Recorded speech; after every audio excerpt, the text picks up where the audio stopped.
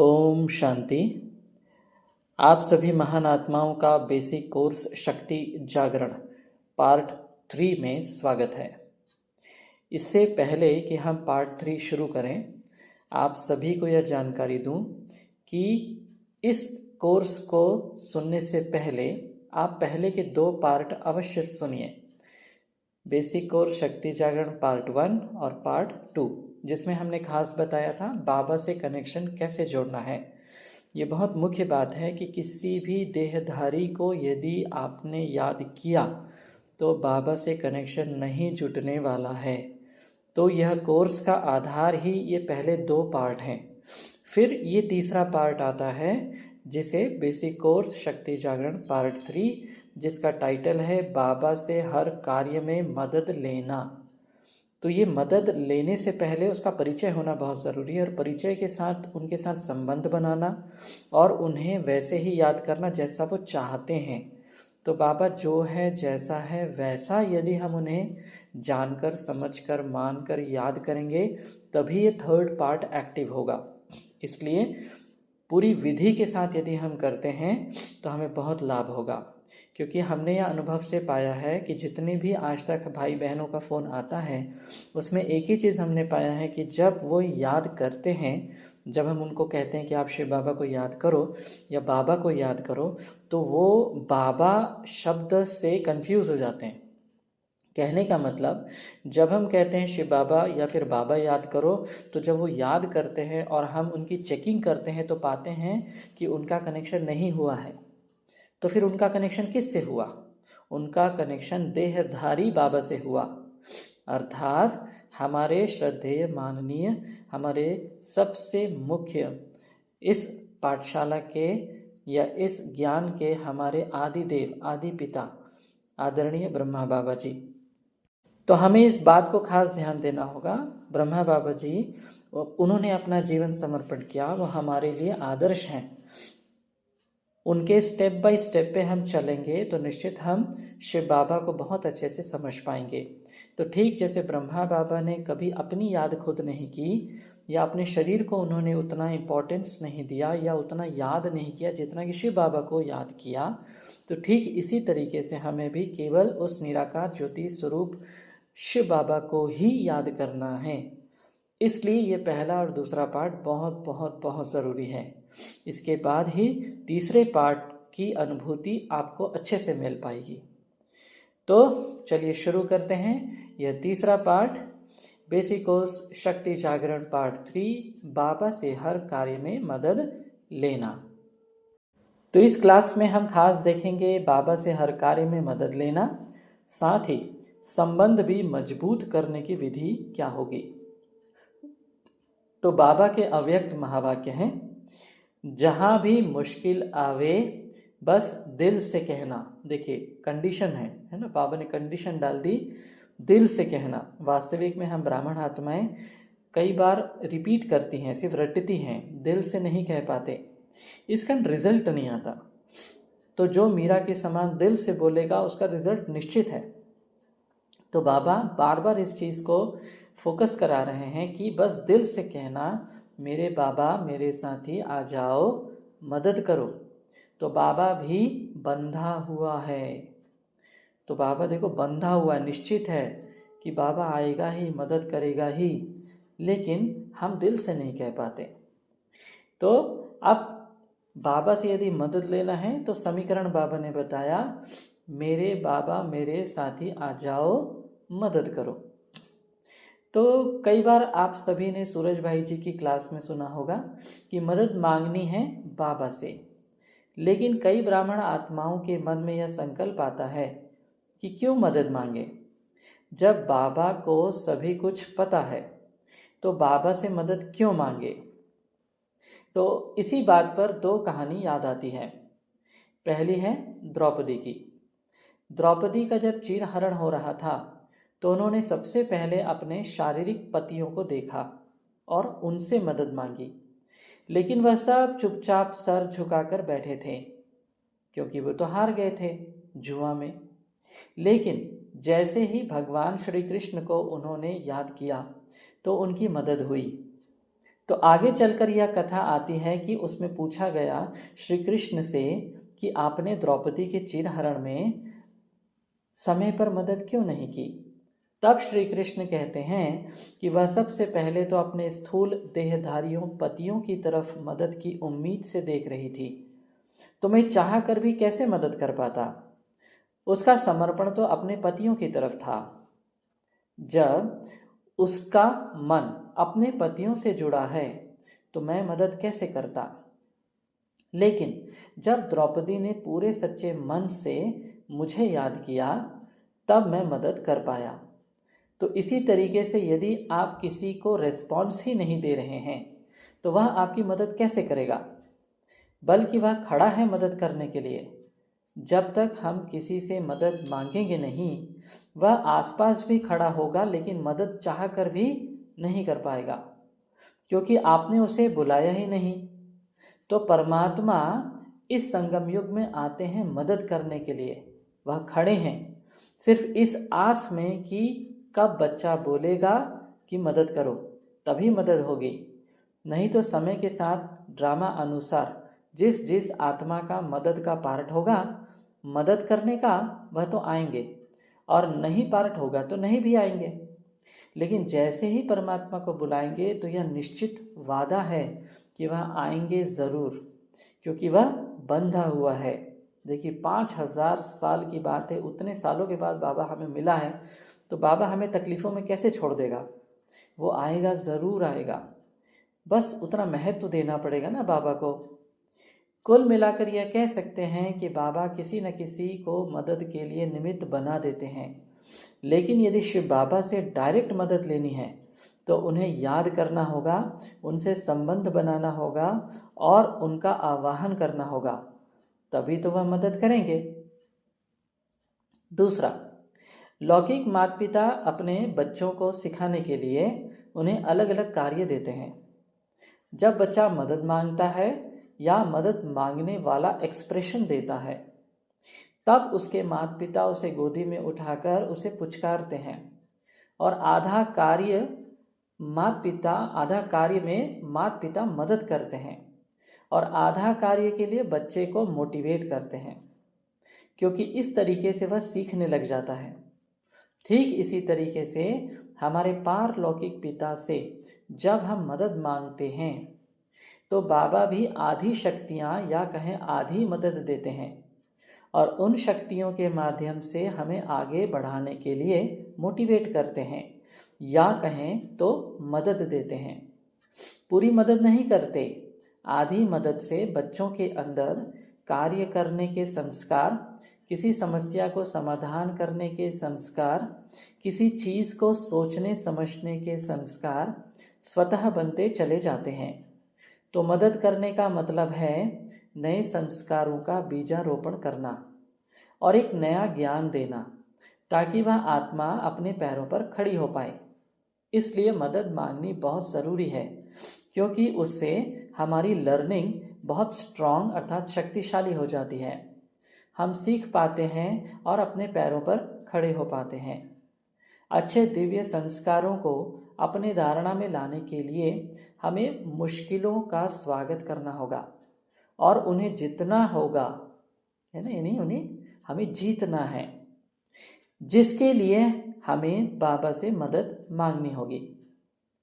तो जब सर्वशक्तिवान हमारे साथ होगा तो फिर डरने की क्या बात होगी।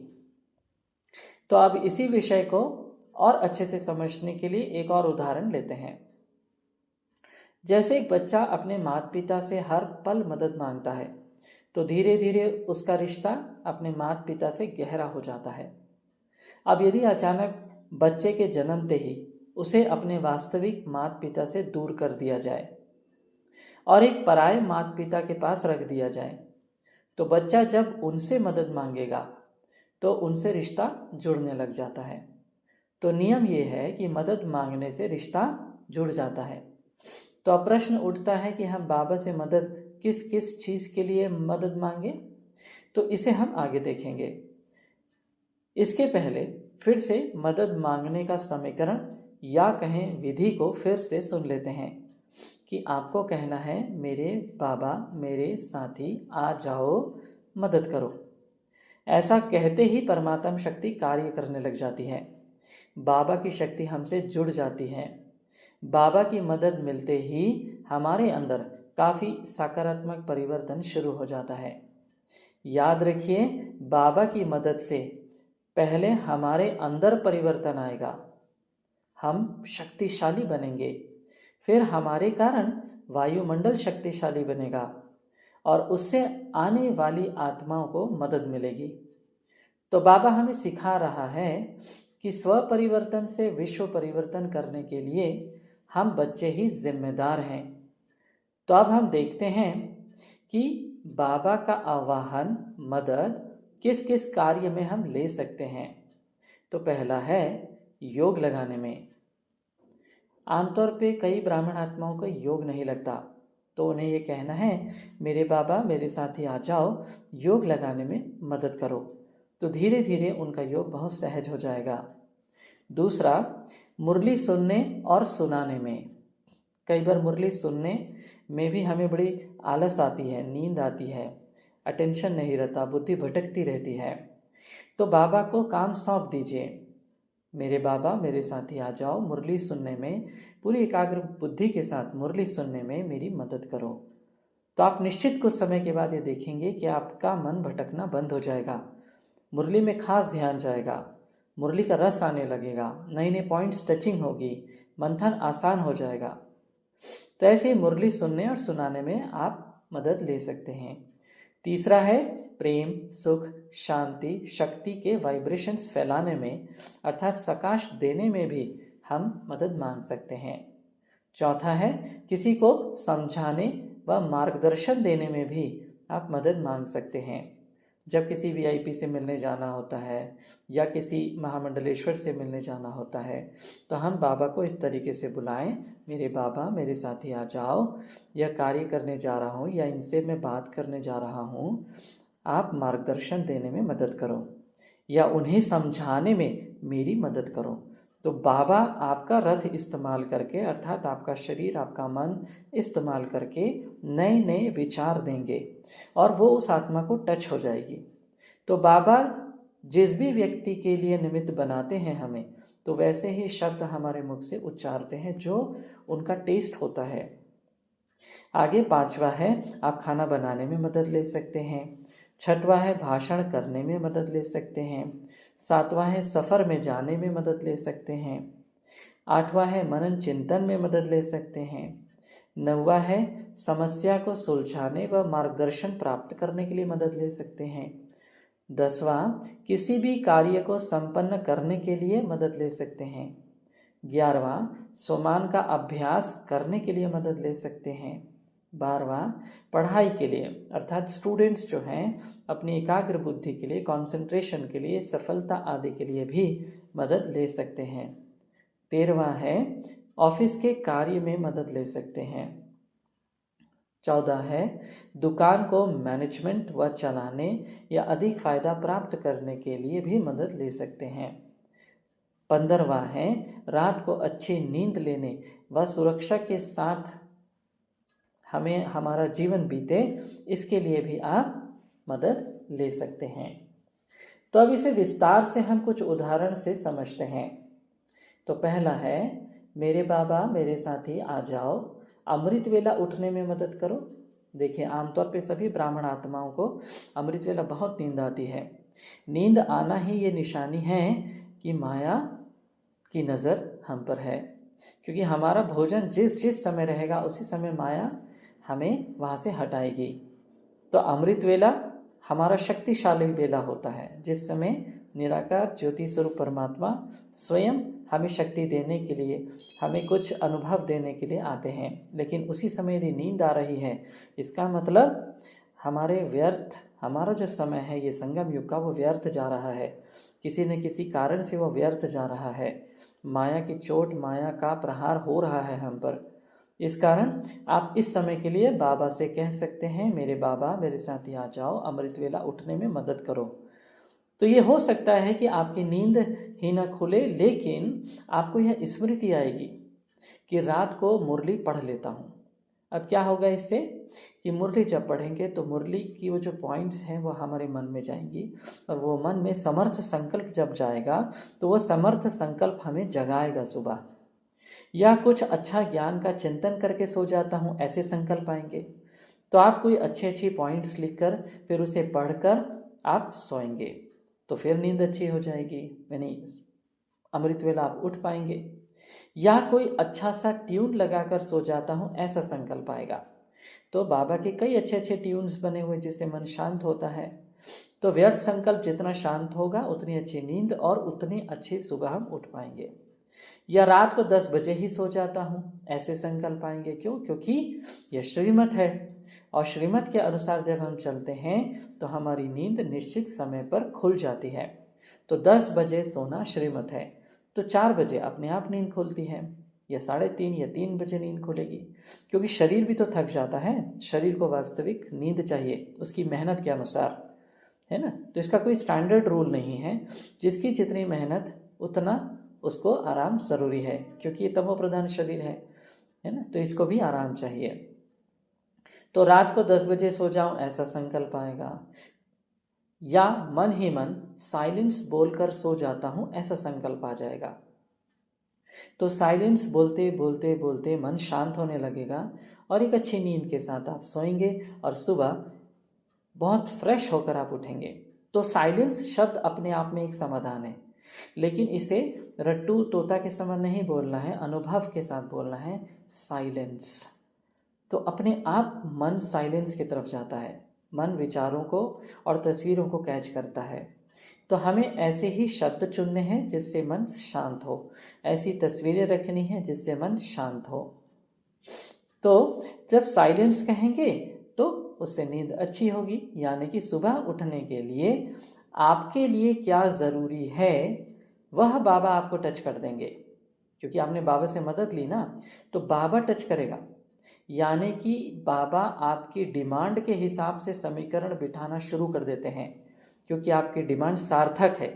ऐसे नहीं कि किसी भी डिमांड को बाबा पूरी करेंगे, बाबा सार्थक डिमांड को ही पूरी करते हैं।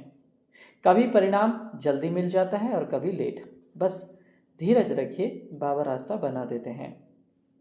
तो आप दूसरा एक उदाहरण देखते हैं कि बाबा से हम किस विषय पर मदद ले सकते हैं। तो आप कह सकते हैं, मेरे बाबा मेरे साथ ही आ जाओ, अमृत वेला में आपसे बुद्धि एकदम जुड़ जाए, इसमें मदद करो। तो होगा क्या? तो बाबा की मुरली आपको अच्छी लगने लगेगी, कोई पॉइंट्स बहुत अच्छी लगने लगेंगी। इस तरह से समझ और वायुमंडल बनने लगेगा। तो धीरे धीरे आपकी बुद्धि में बाबा की मुरली और बाबा से जुड़ाव बहुत तगड़ा हो जाएगा, बहुत शक्तिशाली हो जाएगा। तीसरा उदाहरण लेते हैं, मेरे बाबा मेरे साथ ही आ जाओ, अमृत वेला मुझे नींद ना आए, इसमें मदद करो। तो आपको मुरली की कोई पॉइंट याद आ जाएगी कि बाबा ने बोला है कि यदि बैठ नहीं सकते तो टहल कर याद करो, आदि आदि। ऐसे बहुत सारे पॉइंट्स आपको याद आ जाएंगे। कई बार मुरली के पॉइंट्स बोलते या कई बार बाबा से बात करते, इस तरीके से हमें नींद नहीं आएगी। बाबा आपको मदद करने के लिए बंधा हुआ है, तो आपकी आवश्यकता अनुसार ही बाबा ऐसे टेक्निक आपको देंगे जिससे आपकी नींद भागेगी। लेकिन जब आप ये कहते हैं तो बहुत प्यास भाव से कहना है। यदि आपकी प्यास होगी ना रियल में कि अमृत वेला मुझे नींद ना आए, रियल प्यास होगी ना, तभी ये काम करता है। चौथा हम उदाहरण लेते हैं, मेरे बाबा मेरे साथ ही आ जाओ, अमृत वेला मैं अपने दिन भर की दिनचर्या में आपको साथ रख पाऊँ और हर कार्य में आपको हर पल याद कर पाऊँ, उसमें मदद करो। पांचवा उदाहरण लेते हैं, मेरे बाबा मेरे साथ ही आ जाओ, अमृत वेला आपका प्यार मुझे इतना अनुभव हो कि मैं निद्रा जीत बन जाऊं। तो अपने आप आपको अपने ज्ञान के बचपन के दिन याद आने लगेंगे, है ना। तो जो भी शुरुआती जो ब्राह्मण आत्माएं होती हैं उनको शुरुआत में कभी नींद नहीं आती, बहुत उमंग उत्साह में रहते हैं। वो तो आगे चलकर धीरे धीरे जैसे माया का प्रहार होता है, व्यर्थ चिंतन चलता है, पर चिंतन, पर दर्शन, पर मत और पर संग जब चलता है, तब हमारी अवस्था डाउन होने लगती है और तब हमारा योग नहीं लगता, नींद आती है, झुटके आते हैं, और भी कई कई चीज़ें होने लगती हैं। तो बाबा अलग अलग कठिन परिस्थिति में बाबा की मदद हमें याद आने लगेगी तो हमारी नींद फिट जाएगी, कोई जिम्मेदारी का एहसास आने लगेगा, कोई खुशी आने लगेगी, ऐसे लगेगा भक्त आत्माएं आपको बुला रहे हैं, पुकार रहे हैं, तो आप सो कैसे सकते हैं। तो इस तरीके के कई भाव अपने आप बाबा लाने लगेंगे। छठवां हम देखते हैं उदाहरण, मेरे बाबा मेरे साथ ही आ जाओ, मुझे ब्रश कराने में मदद करो। आप कॉमेडी भी कर सकते हैं बाबा के साथ, क्योंकि बाबा के साथ रिश्ता बिल्कुल फ्रेंड जैसा है। कभी बाप है, कभी टीचर है, कभी सदगुरु है, कभी माता है ना, कभी फ्रेंड है। तो इस तरीके से आप यूज़ कर सकते हैं। सातवां है, मेरे बाबा मेरे साथ ही आ जाओ, मुझे खाना बनाने में मदद करो। आठवां है, मेरे बाबा मेरे साथ ही आ जाओ, मेरे साथ ऑफिस जाने में मदद करो। नौवां है, मेरे बाबा मेरे साथ ही आ जाओ, मेरा बेटा या मेरी बेटी बात नहीं सुनते, इसलिए उन्हें समझाने में मेरी मदद करो। तो बस ऐसा कहते ही आपका मन शांत हो जाएगा और आप पूरी गंभीरता से उसके हल के बारे में सोचेंगे, तो बाबा आपको उसका हल टच कर देंगे। तो इस मंत्र से होता क्या है, वास्तविक में हमारा मन शांत होने लगता है और शांत होते ही समाधान ऊपर दिखने लगता है। ठीक ऐसे ही जैसे कि कोई तालाब है, यदि उसमें गंदा पानी है, साफ नहीं है, तो नीचे की वस्तु नहीं दिख सकती। लेकिन वही वो झील का पानी है, बिल्कुल शांत पानी है, तो नीचे अंदर कितने कीमती पत्थर रखे होते हैं वो सब दिख जाते हैं। तो ऐसे ही हमारा मन है, मन को शांत करना सबसे बेसिक स्टेप है। तो जितना मन शांत होगा उतना बाबा की मदद स्वतः टच होने लगेगी। इसलिए बाबा का आवाहन बहुत ज़रूरी है। 10वां है, मेरे बाबा मेरे साथ ही आ जाओ, मुझे बहुत मीठी नींद में, बिना तनाव वाली नींद में, बिना सपने वाली नींद में सोने में मदद करो। तो आप जब भी बाबा से कुछ चाहते हैं तो स्पेसिफिक भी चाह सकते हैं। जैसे इस उदाहरण में बताया, मीठी नींद, बिना तनाव वाली नींद, बिना सपने वाली नींद। तो जो आप चाह रहे हैं वास्तविक में वैसा आपको बोलना पड़ेगा, तो वैसा समीकरण बनने लगता है। तो जितना स्पेसिफिक, जितना स्पष्ट आप बोल पाएंगे कि आप चाहते क्या हैं, तो उतना स्पष्ट बाबा आपकी मदद करेगा। 11वां है, मेरे बाबा मेरे साथ ही आ जाओ, मेरे घर को मंदिर बनाने में मदद करो। 12वां है, मेरे बाबा मेरे साथ ही आ जाओ, मेरे स्वास्थ्य को अच्छा रखने में मदद करो। 13वां है, मेरे बाबा मेरे साथ ही आ जाओ, मेरे घर की निगेटिव ऊर्जा खत्म करने में मदद करो। 14 है, मेरे बाबा मेरे साथ ही आ जाओ, मुरली पढ़ते समय मेरी बुद्धि एकाग्र हो जाए, उसमें मदद करो। 15वां है, मेरे बाबा मेरे साथ ही आ जाओ, घर की सफाई में मदद करो। अगला है, मेरे बाबा मेरे साथ ही आ जाओ, मन की सफाई करने में मदद करो। अगला है, मेरे बाबा मेरे साथ ही आ जाओ, मुरली से नई नई पॉइंट्स नोट करने में मदद करो। अगला है, मेरे बाबा मेरे साथ ही आ जाओ, मुझे अलर्ट, एक्टिव और हर समस्या का समाधान करने में मदद करो। अगला है, मेरे बाबा मेरे साथ ही आ जाओ, मेरे बच्चों में अच्छे संस्कार भरने में मदद करो। अगला है, मेरे बाबा मेरे साथ ही आ जाओ, मेरे बच्चों की नौकरी लगाने में मदद करो। है ना, तो ऐसे नहीं कि नौकरी लग जाएगी, लेकिन वो परिस्थितियां बनने लगेंगी, क्योंकि आपने बाबा को बुलाया ना, कोई छोटी मोटी हस्ती को थोड़ा ना बुलाया। स्वयं निराकार परमात्मा, ज्योति स्वरूप परमात्मा, सब धर्मों के मालिक, सब धर्मों का पिता, सबका मालिक एक, उसे बुलाया, तो कैसे नहीं होगा। हाँ, लेकिन क्वालिटी बनाएंगे बाबा, पहले क्वालिटी बनाएंगे, फिर अवसर दिलाएंगे। बाबा की जिम्मेदारी हो जाती है, उतनी मेहनत कराएंगे। साथ में बच्चों को भी कहना है कि वो बाबा का आवाहन करें, तब इसका असर ज़्यादा आता है। अगला है, मेरे बाबा मेरे साथ ही आ जाओ, मेरे बच्चों का स्वास्थ्य अच्छा रखने में मदद करो। तो इससे होगा क्या, एक समीकरण बनेगा, एक वायुमंडल बनेगा, कुछ निमित्त आत्माएं आपके आसपास आएंगी, वे अच्छे अच्छे तरीके बताएंगे स्वस्थ रहने के, तो आपके पास वो अवसर दिखेगा, बस उस अवसर को हमें पकड़ना होगा। अगला है, मेरे बाबा मेरे साथ ही आ जाओ, खाने में दिव्य बुद्धिवान की शक्ति भरने में मदद करो। तो माताएं खास जब खाना बनाती हैं तो इसका इस्तेमाल कर सकती हैं। तो जो भी भोजन आप बनाएंगे उस खाने में दिव्य बुद्धिमान की शक्ति भर जाएगी। तो जो भी जो उस भोजन को खाएगा उसकी भी बुद्धि दिव्य हो जाएगी। अगला है, मेरे बाबा मेरे साथी आ जाओ, मुझे ज्ञान के मंथन में मदद करो।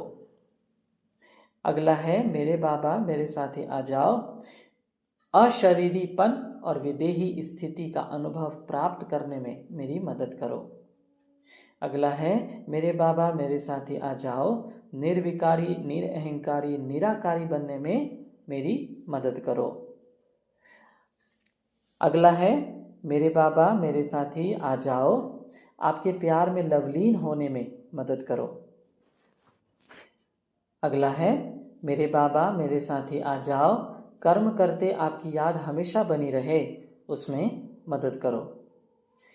मेरे बाबा मेरे साथी आ जाओ, मेरा जीवन ईश्वरीय सेवा में सफल हो जाए इसमें मदद करो।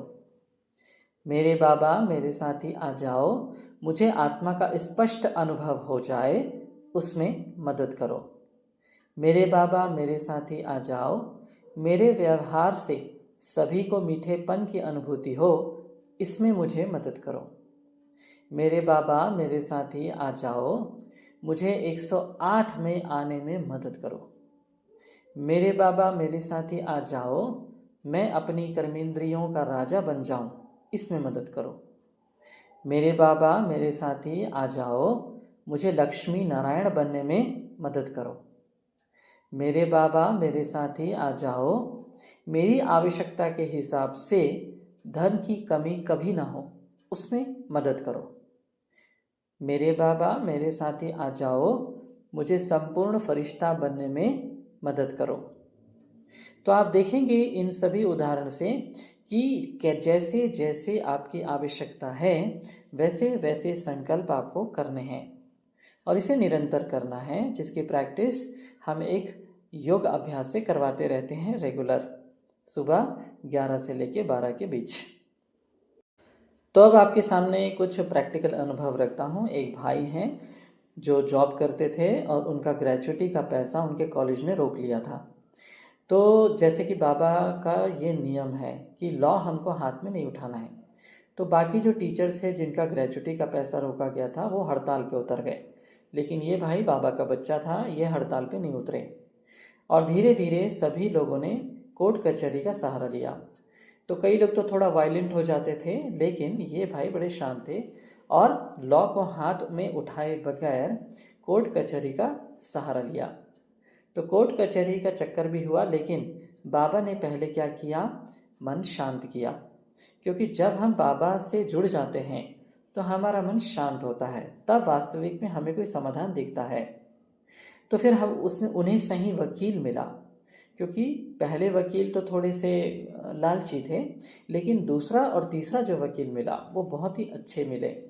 तो उन्होंने पूरे ग्रेजुएटी का पैसा उन्हें दिलाया और जो बाकी और कुछ और पैसा था, जो सैलरी का पैसा था, वो सैलरी का जो पैसा था वो प्राप्त करने में 5 साल लग गए। लेकिन उस भाई ने अपने मन को शांत रखा, क्योंकि हमने तो दे दिया, अब वकील जाने कोर्ट जाने। यहाँ से बैठे बैठे वो अपने मालिकों को सकाश देते थे, शांति का सकाश। तो मेरे बाबा मेरे साथी आ जाओ, गहरा इस्तेमाल, लेकिन कुछ पैसा ग्रेजुएटी का तो बहुत जल्दी मिला, लेकिन बाकी जो पैसा था वो 5 साल लग गया। तो कभी कभी क्या होता है, कोई भी रिजल्ट आपको जल्दी मिलेगा, कभी लेट मिलेगा, बस हमें हिम्मत का एक कदम देना है, अर्थात हमें बाबा का आह्वान करना रोकना नहीं है, बाबा को अपना साथी बनाकर ही चलना है। ऐसे ही एक और भाई का अनुभव था, उनके सर पे पीछे दर्द दे रहा था, तो उन्होंने बाबा से ऐसे ही मदद मांगी, मन शांत हुआ। फिर अचानक उनको एक होम्योपैथिक डॉक्टर का पता चला, होम्योपैथिक डॉक्टर के पास गए और 3 दिन में ठीक हो गए। तो यहाँ देखिए रिजल्ट बहुत जल्दी आ गया। तो ऐसा इसलिए हुआ क्योंकि उस डॉक्टर के साथ जो उनका हिसाब किताब था वो इस आवाहन की विधि से समाप्त होने लगा और उनसे वह चुकता हो गया और दर्द भी चला गया। तो ऐसे ही हमारा कई डॉक्टरों के साथ हिसाब किताब होता है।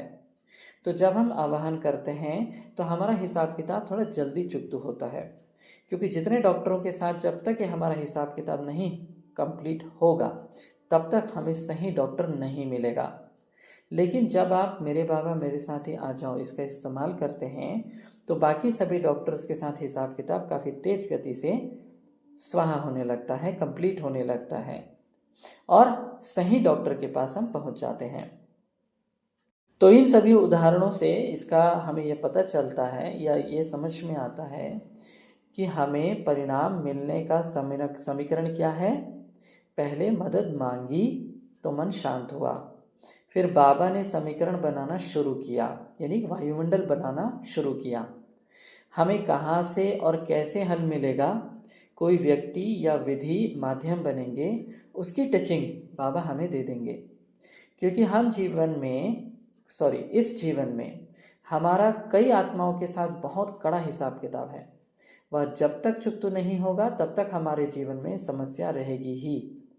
इसलिए जैसे ही यह मदद वाला तरीका हम इस्तेमाल करेंगे उतना हिसाब किताब पूरा होना शुरू हो जाएगा और हमें हल उसी गति से मिलना शुरू हो जाएगा। कभी हमको परिणाम तुरंत मिल जाएगा और कभी काफ़ी लंबे अभ्यास के बाद यह प्राप्त होगा। हमें काफ़ी धीरज रखना होगा। तो एक विशेष नोट है, इस विधि में बाबा केवल जितने समय के लिए आपका काम है उतने समय तक ही रहेंगे, फिर चले जाएंगे। जैसे हमारे घर में कोई मेहमान आते हैं तो वह सीमित समय के लिए रहते हैं, फिर चले जाते हैं। यदि हमारे घर में कोई चीज़ खराब हो जाती है तो मैकेनिक आता है और ठीक करने के बाद चला जाता है। ठीक इसी प्रकार जब हम बाबा से मदद मांगते हैं तो बाबा केवल कुछ समय के लिए रहते हैं। जब तक हमारी स्मृति उनके साथ जुड़ी रहेगी बाबा साथ रहेंगे। स्मृति गई बाबा गए। बस दिल से हर कार्य में बाबा की मदद लेते जाइए, फिर आपको यह कहने की ज़रूरत ही नहीं पड़ेगी क्योंकि आपका जीवन ही उन्हें समर्पित हो जाएगा। आपका हर कर्म श्रीमत अनुसार होने लगेगा, जैसे कि बाबा के समान हो जाएंगे। फिर बाबा को याद नहीं करना पड़ेगा, बल्कि ऐसी स्थिति आ जाएगी कि बाबा को भूलना ही मुश्किल हो जाएगा। आप भक्ति के हिसाब से इसमें कोई जादू या चमत्कार की उम्मीद मत रखिएगा। हाँ, बाबा के हाथों में साक्षात्कार की चाबी तो है, लेकिन बाबा उसका इस्तेमाल ड्रामा अनुसार और उस आत्मा की आवश्यकता अनुसार करते हैं। लेकिन समय आने पर हिसाब किताब खत्म होने के आधार पर हमें समाधान मिलेगा ही। बस हमें काफ़ी धैर्य रखना होगा और जो भी बाबा टचिंग दे उस अनुसार उस हल को प्राप्त करने के लिए मेहनत करनी होगी। किसी जादू की उम्मीद नहीं करनी है, क्योंकि ये तो पाठशाला है और पाठशाला में आशीर्वाद और कृपा शब्द नहीं, यहाँ है ज्ञान। और जो भी हमें होमवर्क मिले, जो भी हमें अभ्यास दिया जाए, उसकी प्रैक्टिस पूरी नियम के साथ हमें करनी होगी। कोई जादू की उम्मीद नहीं करनी है। बस मन शांत हो जाएगा तो परिणाम आपके सामने तुरंत आ जाएगा। तो अब हम कुछ गीत के माध्यम से मेरे बाबा मेरे साथ ही आ जाओ इसका अभ्यास करेंगे।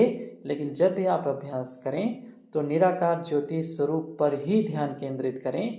अपने सामने शिव बाबा का फोटो लाएं और जो भी गीत यहाँ बजेगा उसे पूरे अनुभव के साथ बाबा के साथ उसे एंजॉय करें, उसका आनंद लें।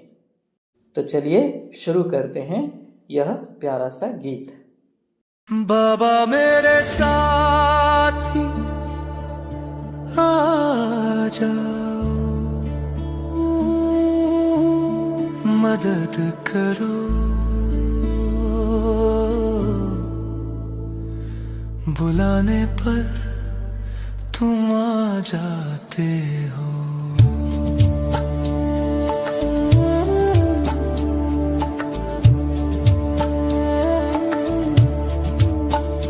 जब दुनिया की भीड़ में खो जाता हूँ,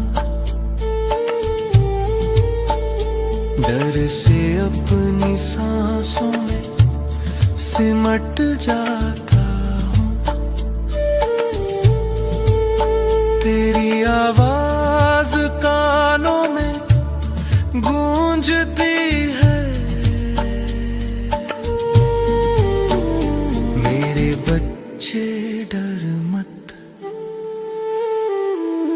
मैं हूं ना, चिंता मत कर। बाबा मेरे साथी आ जाओ, मदद करो, बुलाने पर तुम आ जाते हो।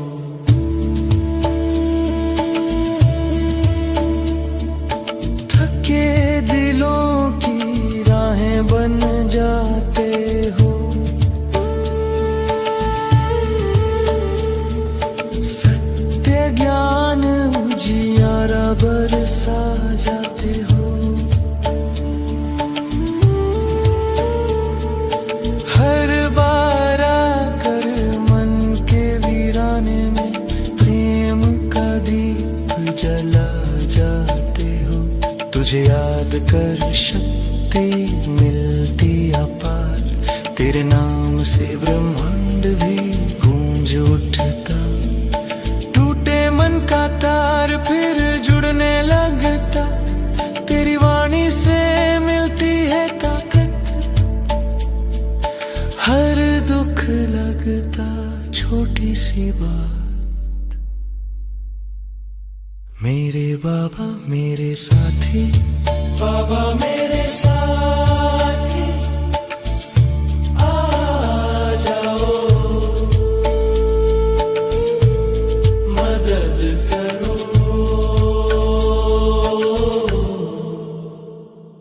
बुलाने पर तुम आ जाते हो।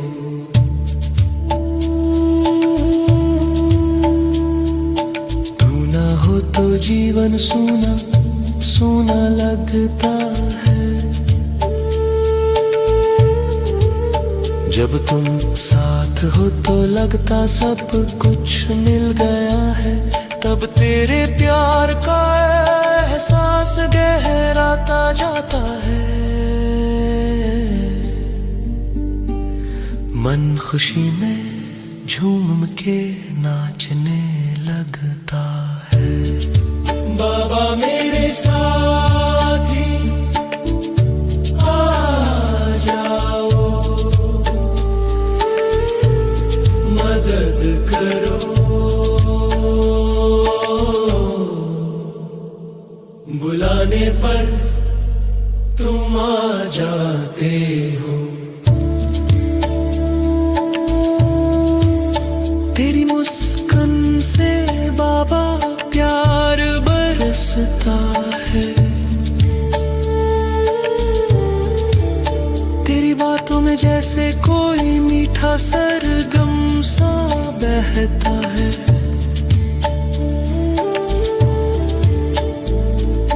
हर पल तेरी याद दिल को सहलाने लगती है। थका हुआ मन भी तुझ में चैन पाने लगता है। बाबा मेरे साथी आ जाओ, मदद करो, बुलाने पर तुम आ जाते हो।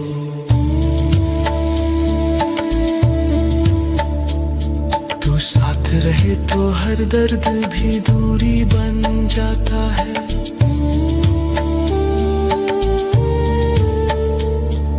दिल का बंद दरवाजा खुद ही खुलने लगता है। तेरे प्यार की छाँव में हर ख्वाब खिल उठता है। जीवन का हर कोना रंगों से भरने लगता है। बाबा मेरे साथी आ जाओ, मदद करो, और बुलाने